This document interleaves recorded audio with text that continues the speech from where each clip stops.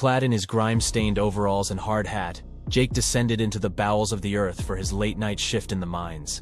The rickety elevator groaned as it sank into the abyss, the eerie glow of his headlamp casting long, dancing shadows on the earthen walls. His surroundings were a symphony of echoing drips and the distant rumble of unseen machinery. It was an alien world, a labyrinth of darkness, where each turn held the promise of unexplored territory. But tonight, the familiar darkness seemed to harbor an unfamiliar sense of dread. As he delved deeper, the stale air grew denser, heavy with the scent of damp earth and the metallic tang of unmined ore. The labyrinthine tunnels twisted and turned, a serpentine maze that played tricks on the senses. Suddenly, the steady hum of his surroundings was broken by an odd noise, a low, guttural growl that echoed through the tunnels. Jake froze, his heart pounding in his chest. It sounded like an animal, but no creature could live in the lightless, airless depths of the mine. He ventured deeper, drawn by a morbid curiosity. The sound grew louder, a symphony of growls and scrapes that sent shivers down his spine. As he rounded a bend, his headlamp illuminated a horrifying sight. A monstrous creature, evolved for life in the darkness. It was grotesque, its body a twisted parody of the creatures of the surface. It had no eyes, just sunken sockets, a testament to its life in the lightless depths. Its skin was pallid, almost translucent, stretched over a skeletal frame. It moved with an eerie grace, its blindness no impediment in the world it called home. Fear gripped Jake, cold and paralyzing. He stumbled backward, but the creature seemed to sense his presence. It turned towards him, its empty sockets seeming to stare into his soul. With a blood-curdling scream, it launched itself at him. Jake ran, his heart pounding in his chest, the creature's screams echoing through the tunnels. His headlamp cast a weak light, barely enough to illuminate the path ahead. The creature was relentless, its blind pursuit driven by an animalistic fury. As he sprinted through the twisting tunnels, the creature closed the gap, its claws scraping the stone floor, a horrifying serenade to his terror. Jake turned a corner, only to find a dead end. He was trapped, his back against the cold, unyielding stone. The creature lunged at him, its jaws snapping. Jake swung his pickaxe, the impact resonating through his bones. The creature reeled back, its screams echoing through the mine. Emboldened, Jake swung again and again, each hit a desperate plea for survival. Finally, the creature lay still, its life extinguished. Jake collapsed, his body shaking with exhaustion and fear. His victory was hollow, a grim testament to the horrors that lurked in the depths of the earth. For the rest of the night, Jake sat in the chilling darkness, the silence a haunting reminder of his encounter. The creature had been a terrifying glimpse into the hidden world beneath the surface, a monstrous manifestation of the darkness that dwelled beneath the earth. Emerging from the mine at dawn, Jake felt a profound sense of relief, the sunlight a balm to his frayed nerves. But he was forever changed, the memory of the creature etched into his psyche. He had peered into the abyss, and in its depths, he had seen a horror beyond his darkest nightmares. Shaken by the harrowing experience, Jake could no longer bring himself to return to the depths of the mine. He tendered his resignation, unable to face the nightmares that lurked in the darkness. The mine became a symbol of his fear, its gaping maw a constant reminder of the terror he had experienced. In the months that followed, whispers spread among the mining community, tales of strange creatures that dwelled in the depths of the earth. Some dismissed the stories as mere superstition, while others believed that they had disturbed something ancient and malevolent, a force that had been unleashed by their relentless pursuit of the earth's treasures. Haunted by his memories, Jake sought solace in the arms of his family and the comfort of his small, sunlit home. He found solace in the mundane routines of daily life, the gentle cadence of his wife's laughter, and the warm embrace of his children. The sunlit world became his sanctuary, a respite from the horrors that still plagued his dreams.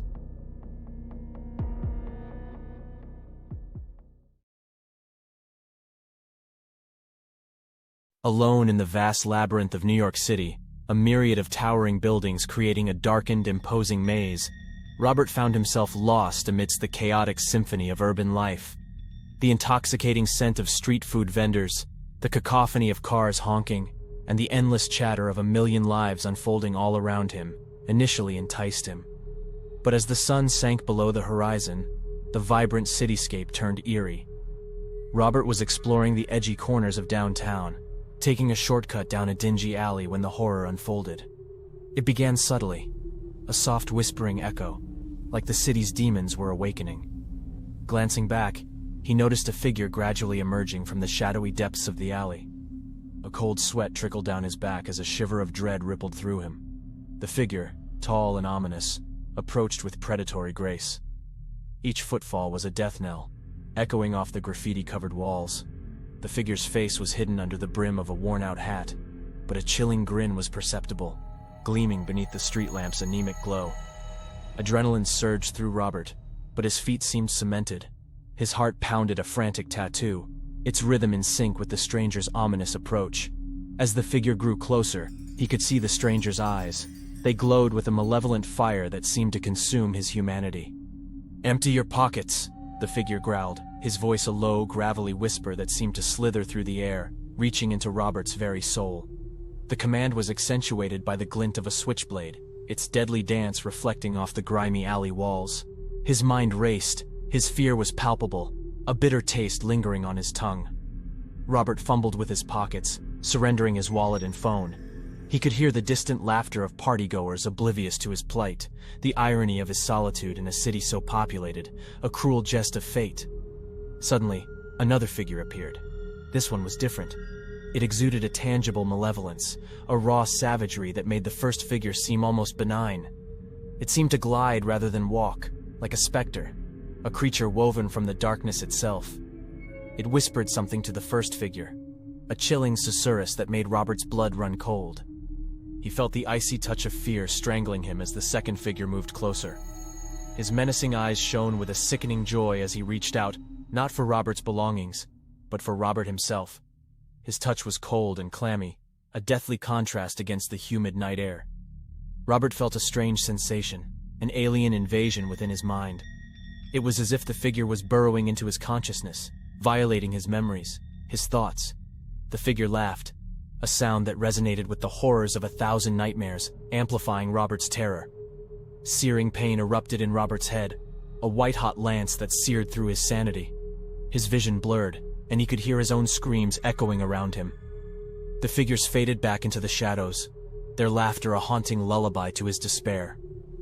The echo of their departure was drowned by the pulsating pain in his head. Robert was left alone, violated and stripped not only of his belongings, but his sense of safety. The city around him, once filled with the promise of adventure, now seemed like an abyss of terror. Trembling, he stumbled out of the alley, the city's neon glow now a haunting reminder of his ordeal.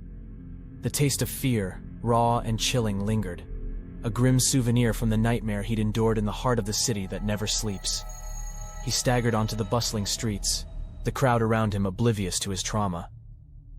Robert was a lone island in the sea of people, his terror masked by the city's unrelenting heartbeat. His ordeal had stripped him of his voice, leaving him mute amidst the discordant symphony of urban life. He caught his reflection in a store window. His eyes mirrored the terror he'd experienced, the raw fear forever imprinted in his gaze. He was a phantom of his former self, the joy of exploration replaced with the dread of the unknown. As he staggered through the labyrinthine streets, the city's towering edifices seemed to leer at him, their looming silhouettes grotesque caricatures of his terror. The neon lights flickered menacingly, casting shifting shadows that danced a macabre ballet. Each echo, each whispered gust of wind seemed filled with the echoes of those two figures, their laughter a permanent stain on his memory. Robert managed to hail a cab, his trembling hand barely visible in the neon-tainted darkness. As he fumbled with the change in his pocket, he felt the driver's eyes on him. They held a distant echo of the figure's gleaming gaze, sending fresh waves of terror coursing through him. The drive back to his hotel was a blur.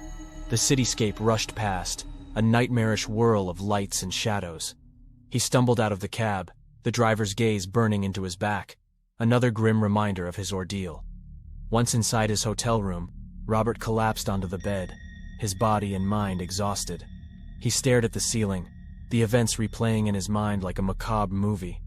He felt violated, his sense of self splintered by the invasion of his mind. Sleep, when it finally came, was filled with nightmares. He was back in the alley, the figures closing in, their laughter a monstrous symphony. He woke up screaming, his sheets soaked in sweat.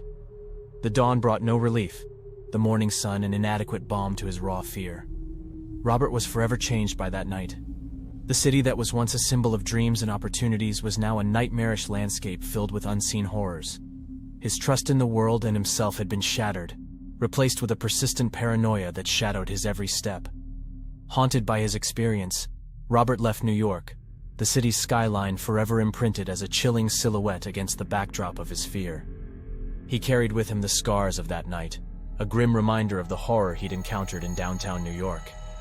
The city had robbed him, not just of his belongings, but of his peace of mind, his sense of safety, forever tainted by the terror he'd experienced.